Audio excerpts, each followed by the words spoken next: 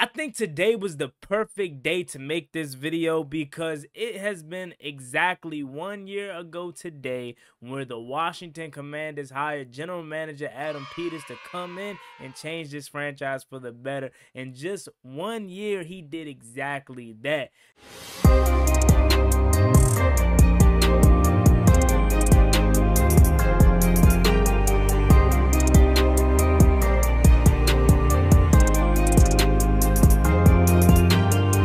Don't let Ron Rivera hear you say that, because he swears up and down it takes 3 to 5 years to change a team around. If you guys are eliminated today by what happens at 4 o'clock, is Sam Howell in consideration? We can be eliminated? Yeah, if the Packers beat the Vikings. Adam Peters came immediately in and now has us in a divisional round with the opportunity to go to the NFC Championship in just 1 season. The message I want to send the Commanders fan base is that we are going to build a winner. We're going to build a championship team that competes for championships each and every year, and we're going to do it the right way. We're going to have a vision. We're going to stick to that vision, and we're going to put out a team that you guys are going to be proud of on the field, and I can't wait to get started.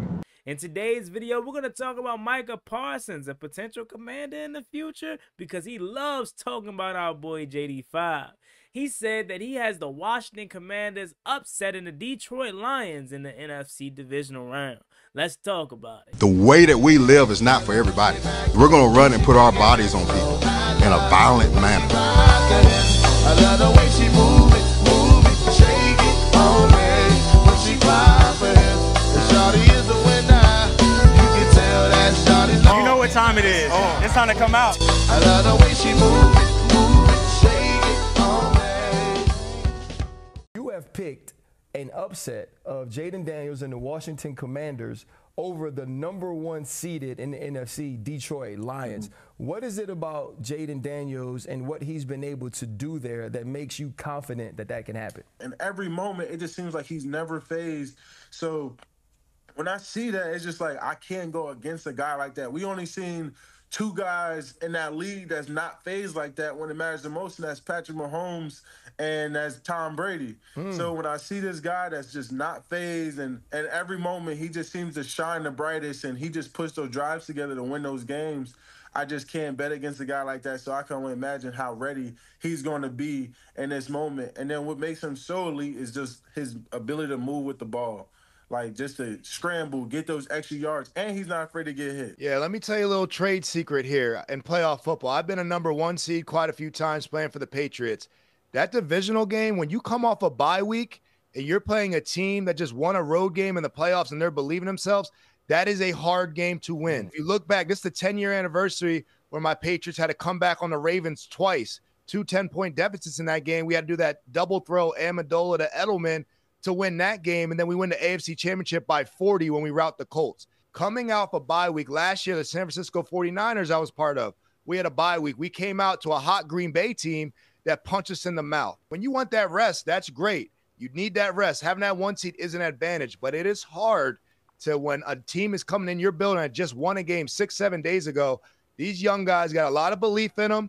They think, why not us? They're playing the underdog role. And a lot of times when you're trying to get this Super Bowl, that divisional game for the 1 seed is usually harder than that championship game. Don't sleep on the Commanders in this one. I know it's all Detroit, but Jayden Daniels and them just played a game 7 days ago. They're going to walk in there with some confidence that why not us?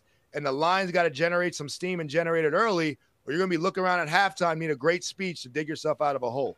YouTube, what's going on? It's Juan Gotti here. We have the Washington Commanders video, and in today's video, I'm coming on here with the video where we're going to be talking about Micah Parsons and how he continues to drive home the point that Jayden Daniels is seriously one of the best quarterbacks in the NFL already, and showing his love for Jayden Daniels. So without further ado, let's get straight into today's video. Before we do, make sure you guys go down below, leave a like on this video, subscribe to the channel if you are new, turn on post notifications so you get notified when I upload new videos like this to the channel. Thank you so much. Let's get straight to it. So I'm telling y'all, man, we need to get Micah Parsons on the channel, bro. We need to have a weekly show with Micah Parsons at this point, because I swear to you, he wants to be a Commander. I get it, though. In all seriousness, he loves the game of football, and he loves Jayden Daniels. Daniels. I mean, and what is it not to like about this guy? He's just a simple dog, and even his division rivals see it, man. And it's insane how much support and how constant the support is, even from a guy that plays on the most hated team that your team is against. So it's just crazy, man. But it also tells me in a fairy tale world that Micah Parsons will be a Washington Commander in 2 years. I tell myself that every day so I can sleep better at night, but in reality he probably won't be a Commander. But you never know with GM Adam Peters out here chefing it up. We could finesse the Cowboys and take Micah Parsons, and that way he could be on this side of the success, because clearly he wants in, and clearly he wants to be a part of the burgundy and gold. I'm telling you, go ahead and order them custom-made Micah Parsons jerseys so you can already be ahead of the 8-ball, because this man clearly loves the Commanders. In all seriousness, again though, the Washington Commanders have a hard task in front of them, and it's crazy to believe that we're in this situation. I want to know what's not crazy though is believing that Washington has a legit opportunity to win this game on Saturday. As you heard Micah Parsons, he laid out the exact reasons as to why he believes that the Washington Commanders are going to upset the Detroit Lions, and that's a lot of the same things that a lot of us fans believe about this team and about this game. Is as long as you have Jaden Daniels and as long as you keep the game close and give him the ball last, you're going to have an opportunity to win the game. The Detroit Lions fans have been real disrespectful today, man. Like, it's been insane. I had a lot of respect for the Detroit Lions coming into this game, but they're making it very hard to not change my opinion on them, man, because they have been dragging us through the mud. Now, granted, we did say we want Detroit. We want Detroit when we beat Tampa Bay. But the way that the Lions are just disregarding us as if we're just the 7th seed and we got here by the skin of our teeth, it is insane. I can't wait for this upset to happen. Hopefully and prayerfully it does, because the sound bites that is going to come from this defeat is going to be lovely. I'm telling you guys, man, Detroit clowning us and saying that we don't know what we're walking into, etc. Man, let's go. I'm fired up for this game, and I cannot wait to Saturday. Can it be Saturday already? Because the Washington Commanders need to take down these Detroit Lions, man, so we can shock the world yet again and Jaden Daniels be put on the mountaintop yet again and take one step closer to getting to the NFC Championship or the Super Bowl. Now, the Washington Commanders have a little bit of some injuries headed into this game. Bobby Wagner did miss his 2nd day of practice today. I'm not too concerned until Bobby Wagner is officially ruled out. Then I'll be concerned. But he's an aging vet. He doesn't have to practice throughout the week. He can be perfectly fine, and he'll be playing out there on Saturday. He can have this whole week off when it comes to rest. Jordan McGee, he suffered a hamstring injury yet again, and he's most likely done for the year unless Washington makes it to the Super Bowl, and he could potentially work his way back into the rotation. Deron Payne also had an injury, and as we know, we discussed it, a finger, but he was there at practice today. He had like a little wrap on his finger, so I fully expect him to play. Other than that, Washington seems pretty healthy. Marshawn Lattimore was a full participant in practice today, so that's obviously a really good sign. Again, I told you guys in the other video that I made where it kind of went over a lot of you guys' heads and you took it wrong. I defended Marshawn Lattimore like no other, and I told y'all in that video, allow him to get more reps and more opportunities before you judge him and say he's not good. I guarantee he'll be much better in this game versus Detroit, but you can't really get a full grasp of my Marshawn Lattimore's play until, I would say honestly, next year. But moving back to the main point of the video, Micah Parsons pointed out some very good things about Washington's being able to win this game. Again, it starts with Jaden Daniels and his ability to, run out of the pocket, which threatens Detroit like no other. They struggle with Kyler Murray. They struggle with Josh Allen. They struggle with Anthony Richardson this year, and those are all mobile quarterbacks. Check out my earlier video on that when I went in full detail about how Washington could take advantage of it. I truly believe that this is the game that we've been waiting for from Jaden Daniels when it comes to rushing aspect of it. Obviously, he's had a game where he rushed for a triple digits and runs, but I'm talking about that 76-yard, 68-yard RG3-esque run versus Minnesota back in 2012. It's going to outrace everybody.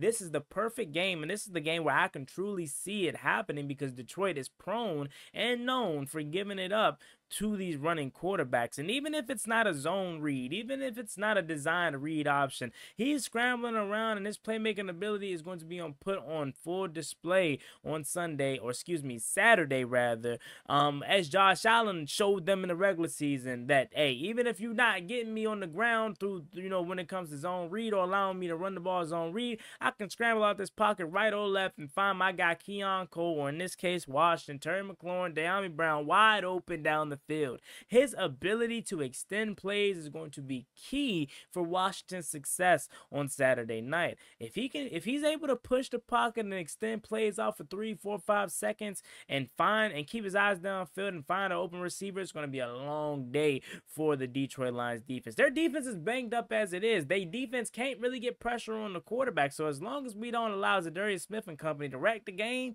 we should have a very good opportunity to establish some sustainable offensive drives. I would love for this to be a week where we sustain long drives and go on 8, 9, 7-minute drives to kill the clock and keep that high-powered Lions offense off the side of the field. Now, moving on to the other side right quick to finish off this video, we do have to talk about Detroit because they're going to see the field offensively. They're going to take risks. Dan Campbell is known to be aggressive and go for it on 4th down. They're unfortunately getting Sonic and Knuckles back. David Montgomery will be playing in this game, and that sucks because Jahmyr Gibbs is a handful in himself, but now we have to add on top of David Montgomery as well. I really am a nervous wreck about that one because we know we struggle with stopping the run. If I was Washington, though, I would find ways to trying to have favorable matchups when it comes to their receiving core. Marshawn Lattimore still dealing with the hamstring. Don't fully want him covering Jamison Williams or want him Amon-Ra St. Brown. I would put Marshawn Lattimore on Tim Patrick, put Noah Igbenogany on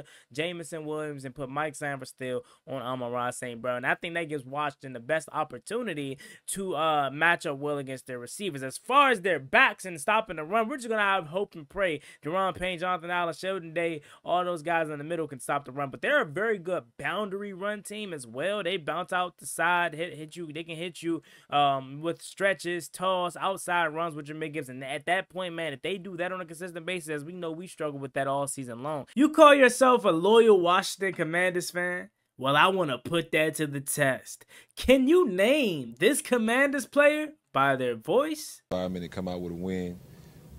Not many teams have done that. So, I mean, it was extremely fun to get out there on the field with the guys and, just get back in the groove of things. Leave it down below in the comments section who you think that player is, and you're going to be a shout out in the next video.